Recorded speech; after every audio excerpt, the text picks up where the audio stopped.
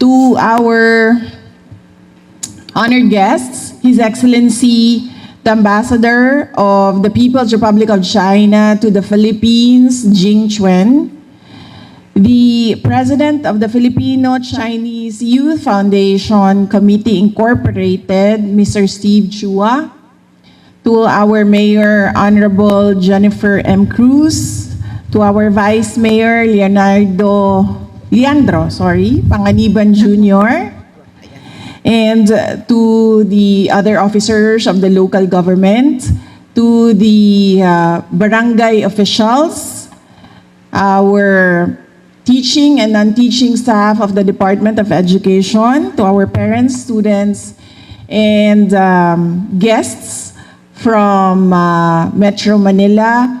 Mga kababayan, Assalamualaikum warahmatullahi wabarakatuh.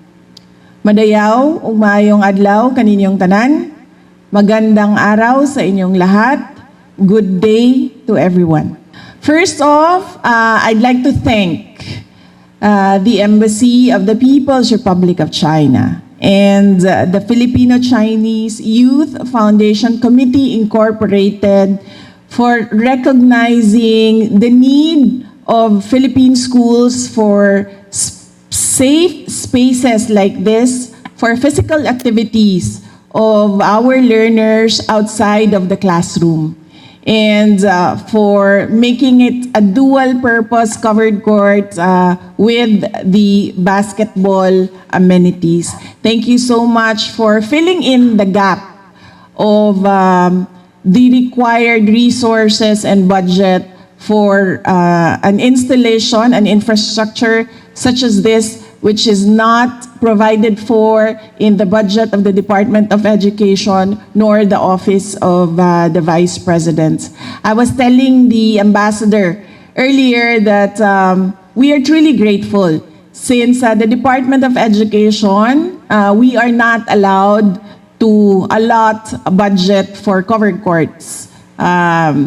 We all know that our infrastructure are only limited to laboratories, classrooms, which are all related to in-classroom learning. But spaces such as these are equally important, where our students, our learners, and our teachers can conduct physical activities outside of the classroom where learning can still happen.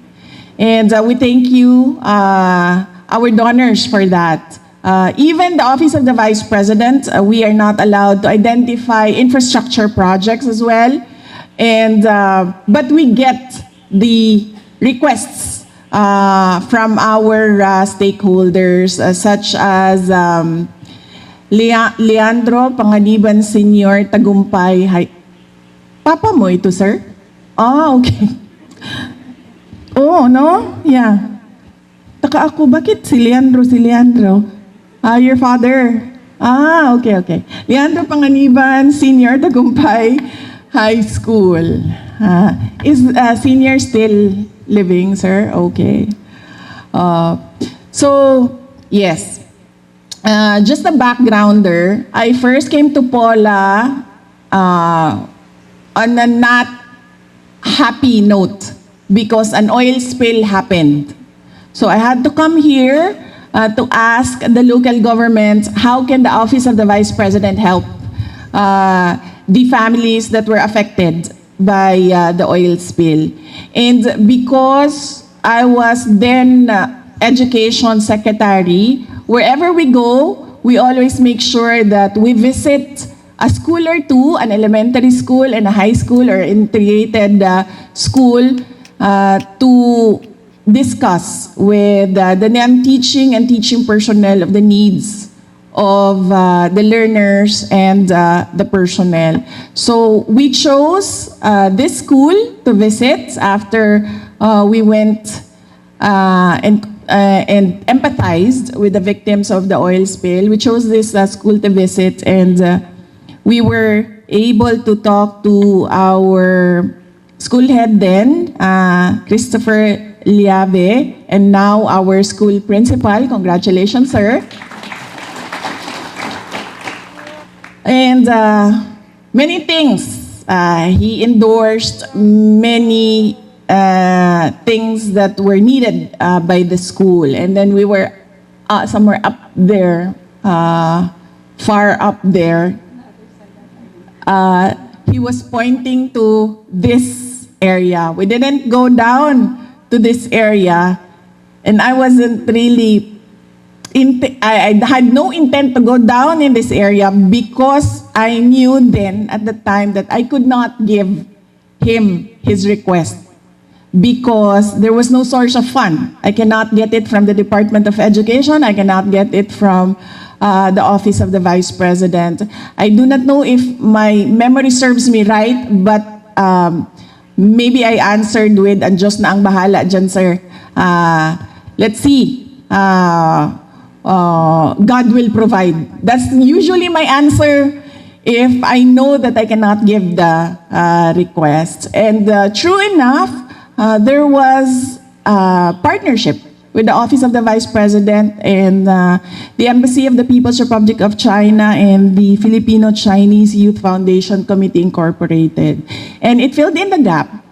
And I remembered Mr. Liabe pointing to crumbling structure in this area. He told me that it's unfinished at the time. He told me that I wanted a space for children to play, for the learners to play. I wanted for a space where we can conduct our activities, but unfortunately, we do not have that space. And he pointed to a crumbling, partially constructed court. I think just one panel of this. And then I said, whose budget is that? And asked them to finish that structure. I was telling him that just so I can go through the conversation without promising anything, especially at the time that I knew I cannot deliver the request. And so I remembered in Paula, there was this school head who asked for a covered court. And we endorsed your school as one of the recipients, and we are happy that you were approved as one of the recipients for the project. And here we are now, accepting the donation,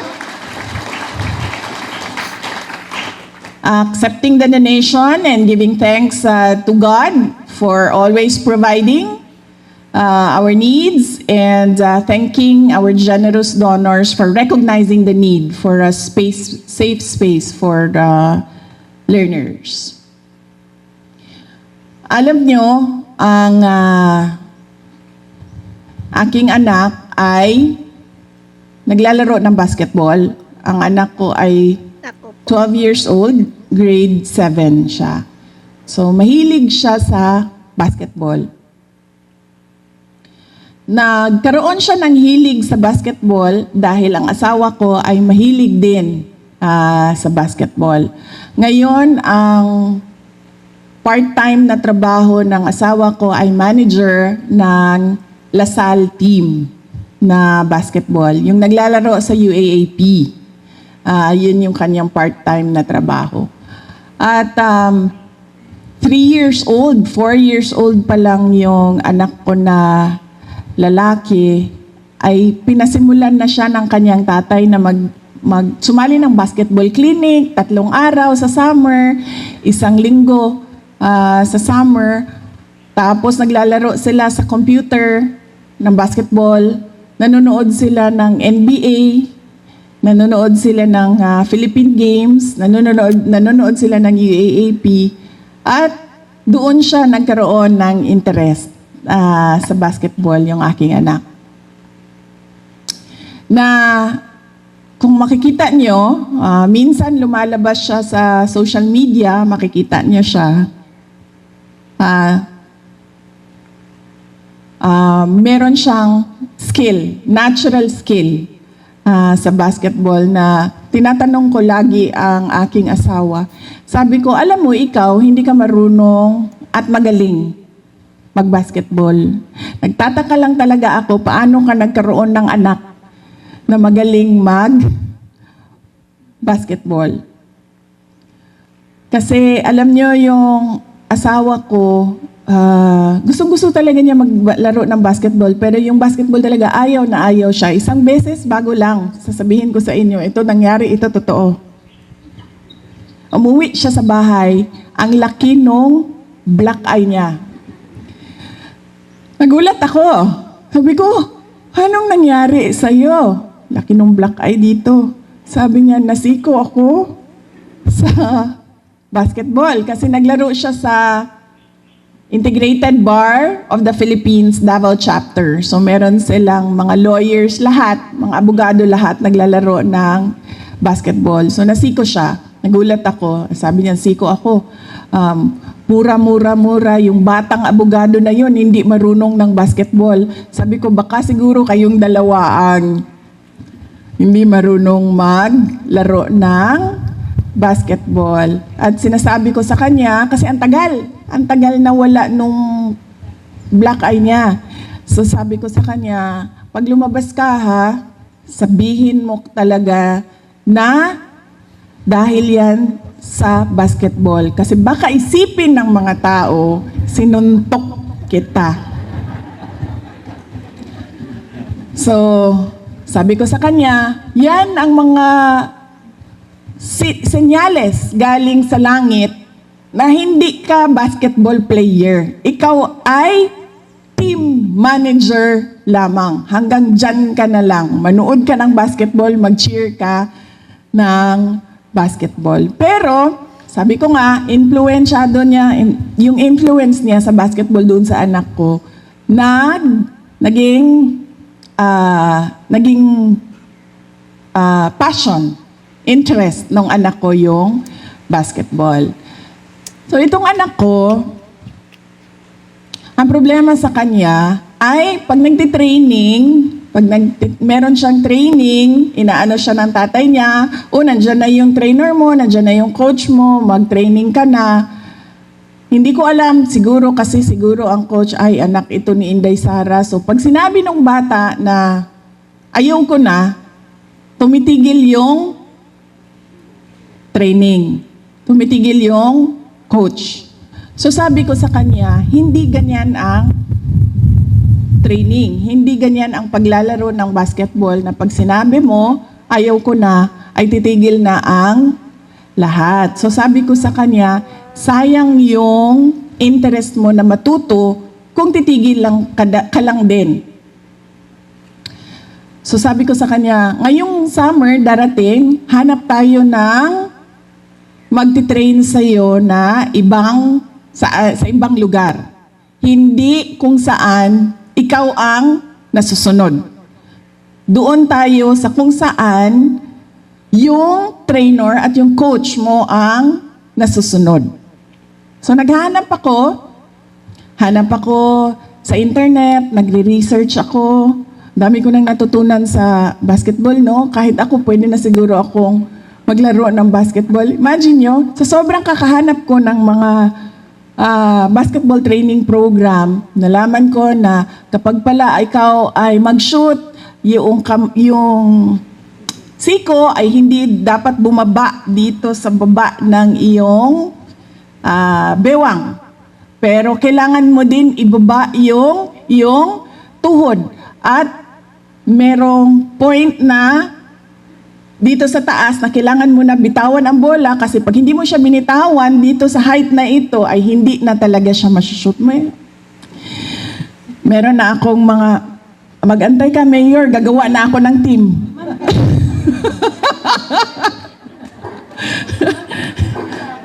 Meron tayong guest dito na parte ng Philippine team ng basketball. Na player ng team ni Mayor. Ano ang pangalan ng team mo, Mayor? Mindoro Tamaraws. So, alam ko may Davao Eagles na kasi, no? Pag-iisip, baka Davao Durian Eagles. Yan yung team ko. Ayan, teka, Davao Durian Eagles. Or ano, kasi monkey eating eagle yan, diba? Durian eating eagle, Davao Durian eating eagle team, ganyan. So, ang dami ko nang nalaman. Nag-research ako kasi nasasayangan ako sa kanya ba? Gusto naman niya. Ang problema kasi, hindi kami makahanap ng coach na tinutulak siya ba? Sige, Mayor. Dumating na ako sa punto na sinabi ko na doon sa kaibigan ko na ako na lang ang magti-trainer sa kanya. Nag-print out ako ng mga drills na ginagawa ng isang player. So sa kakahanap ko, sabi naman niya, Mama, ayoko kasi bumiyahe, ayoko ng malayo, gusto ko lang dito. Ganyan. So sabi ko, sige, maghanap tayo sa mga kapitbahay natin. So naghanap ako sa Southeast Asia, sa ASEAN na mga basketball programs. And hulaan ninyo, sa kaka-research ko, nalaman ko ang mga pinakamagaling na basketball players. Hindi man training program, pero pinakamagaling na basketball players. Hulaan ninyo sa Southeast Asia, sino? Ha? Southeast Asia? Ano ka ba? Norman, you don't know your world geography, ha? Southeast Asia. Philippines. Magugulat kayo. Pilipinas ang pinakamagaling na mga basketball players. Ang sumunod, Indonesians. Sila ang pangalawa lang sila sa mga So sabi ko, so babalik din pala tayo sa Filipino trainers. So yan po yung kahalagahan noong facility na ito. Na hindi pa tapos, dahil nakita ko, sabi ko kay Sir Christopher kanina, Sir, ang tangkad naman ng mga players ninyo kasi ang taas ng ring ninyo. Sabi ko, believe naman ako sa tigapola, sa height ng ninyo. So, sabi ko sa kanya, sabi ko, Sir, ayusin ko yan. Sabi niya, okay, sige. Tapos sabi ko, Sir, paano ito? Maubusan tayo ng basketball player nito kasi masushoot yung basketball player natin dito sa gilid. Sa baba na natin pupulutin ng mga players nito. So sabi ko, Sir, lagyan natin ng kural sa bakod. Ng harang. Sabi ko, Sir, lagyan natin ng harang ha. Ako na bahala, sabi ni Sir.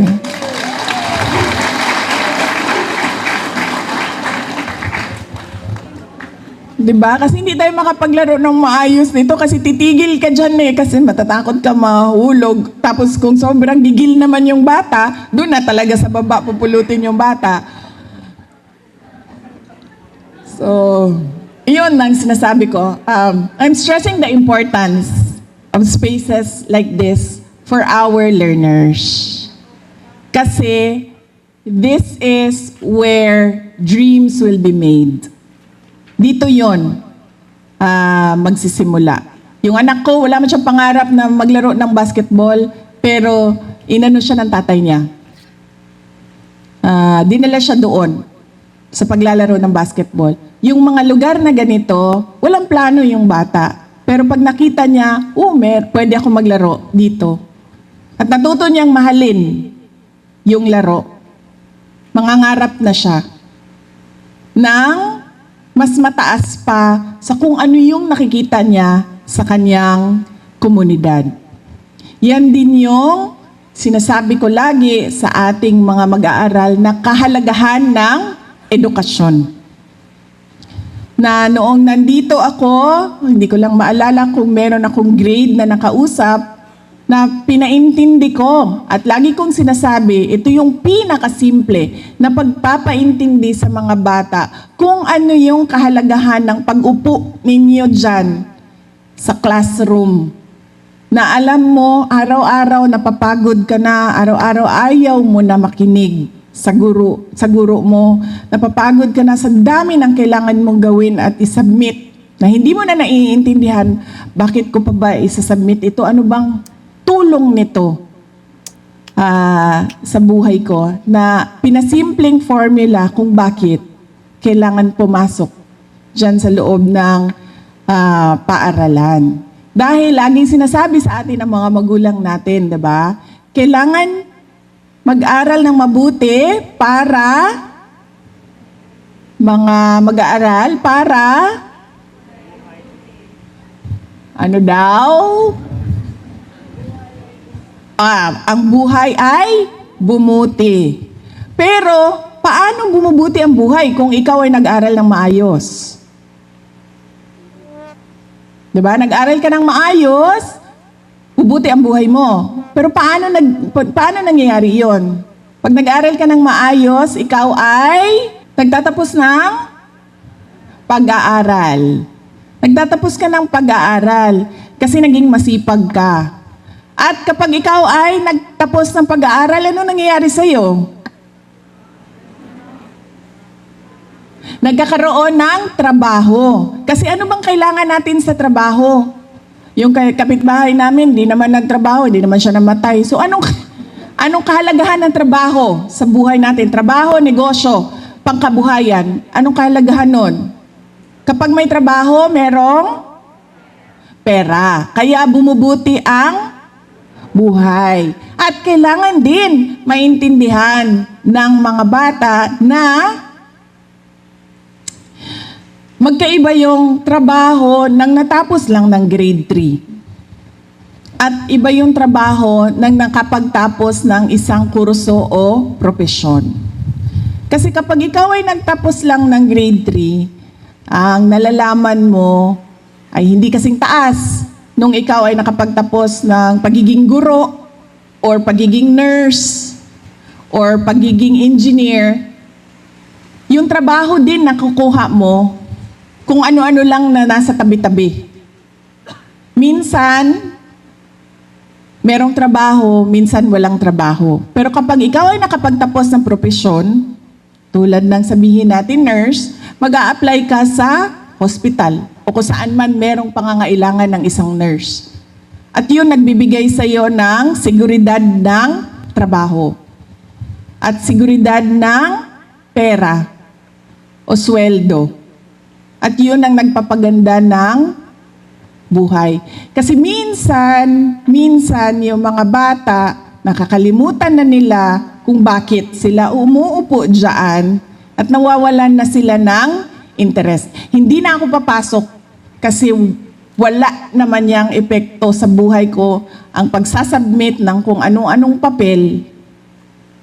Dahil nga, nandun na lang, ang nakikita nila ay nandun na lang sa kung ano yung nararamdaman nila noong araw na yon, yung panahon na yon. Kaya kailangan ng mga ganito na lugar para nabubuksan yung isip ng bata na meron akong pangarap at yun ang pagsisipagan ko na maabot ko para sa buhay ko. Kaya sana itong pasilidad na ito, itong covered court na ito, ay dito magsimula ang inyong mga pangarap na makapagpabago sa inyong buhay. At syempre, kami na mga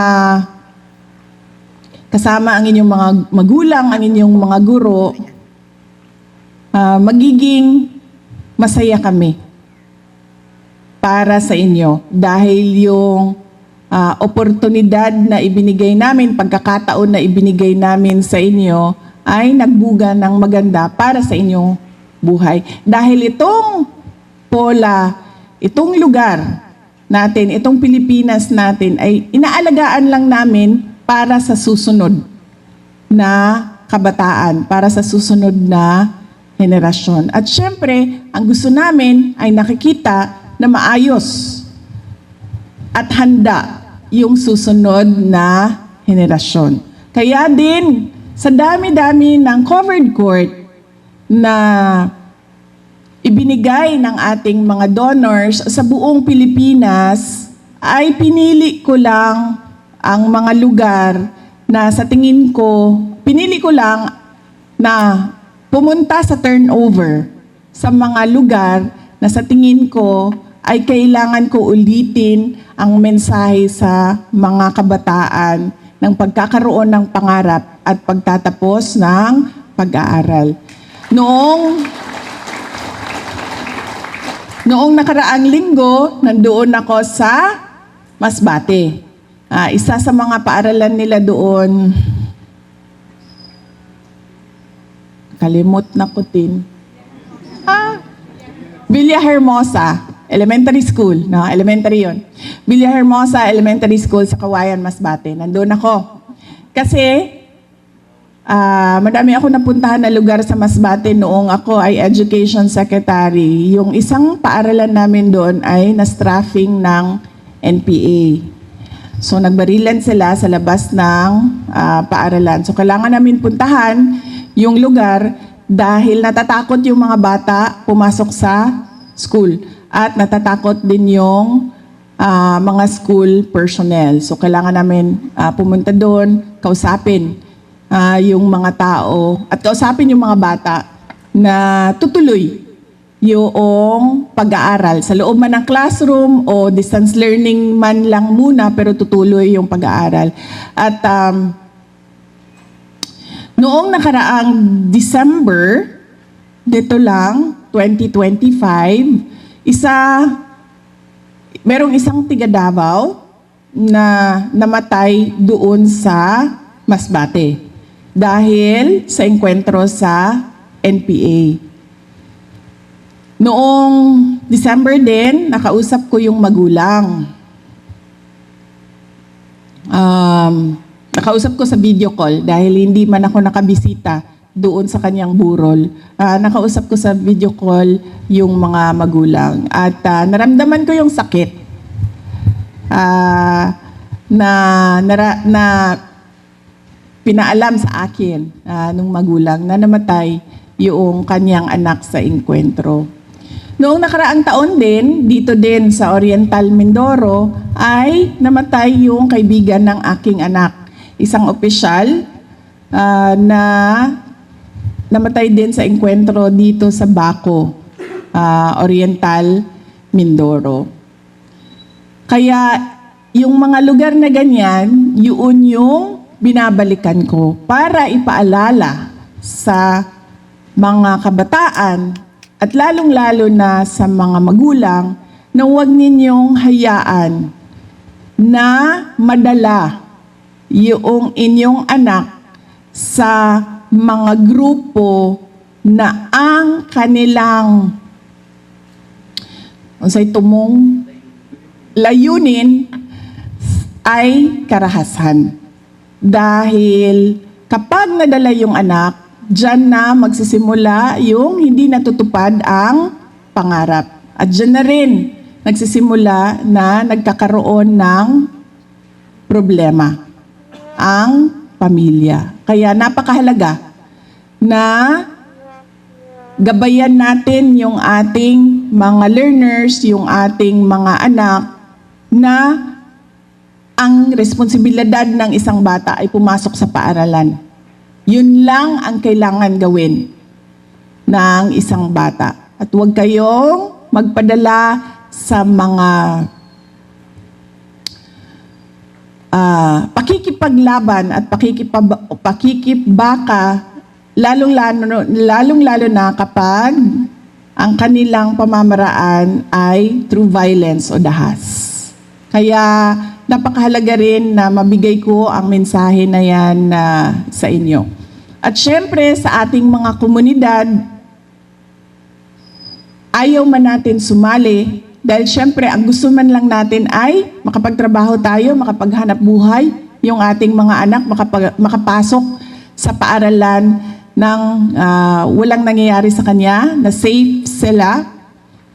Sasabihin lang natin sa kanila na huwag dito sa lugar namin dahil ayaw namin ng gulo. Kasi kapag nagkakaroon ng gulo, nasisira yung pangkabuhayan namin, nasisira yung kapayapaan dito sa komunidad namin.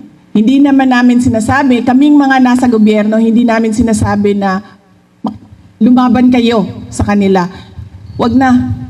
Hindi naman kayo kasali. Sasabihin nyo lang, wag dito sa lugar namin dahil magkakaroon ng gulo. Mawawala yung kapayapaan. Masisira yung pag-aaral ng mga bata. Ganun lang ka-simple ang kailangan nating sabihin sa mga grupo na, yun nga, ang sinasabi ko, dahas yung pamamaraan nila sa pakikipaglaban nila sa kanilang kausa. Unsay kausa sa Tagalog? Paniniwala. Ayun. Yun ang dahilan kung bakit bumalik ako dito sa Mindoro. Madami kaming mga in-endorse na mga covered courts, pero binalikan ko yung mga kailangan ko ulitin, yung mensahe ng kapayapaan at kaunlaran. Dahil ang aking experience noong ako ay mayor ng Davao City, hindi talaga magkakaroon ng kaunlaran kung hindi mauuna yung kapayapaan. Hindi talaga magkakaroon ng kaunlaran kung hindi mauna yung pagkakaintindihan. Kaya kailangan din maintindihan yon ng mga komunidad natin. Kaya ulitin ko ang pagpapasalamat natin sa ating mga donors sa kanilang tulong para sa ating paaralan. At syempre, ulitin ko po ang pagpapasalamat ko sa oras ninyo ngayong araw na ito at sa kasiyahan ko na makasama ulit ang mga taga-Pola Oriental Mindoro. Mga kababayan, ang lahat ng ating ginagawa ay para sa Diyos, sa bayan, at sa bawat pamilyang Pilipino. Syukran.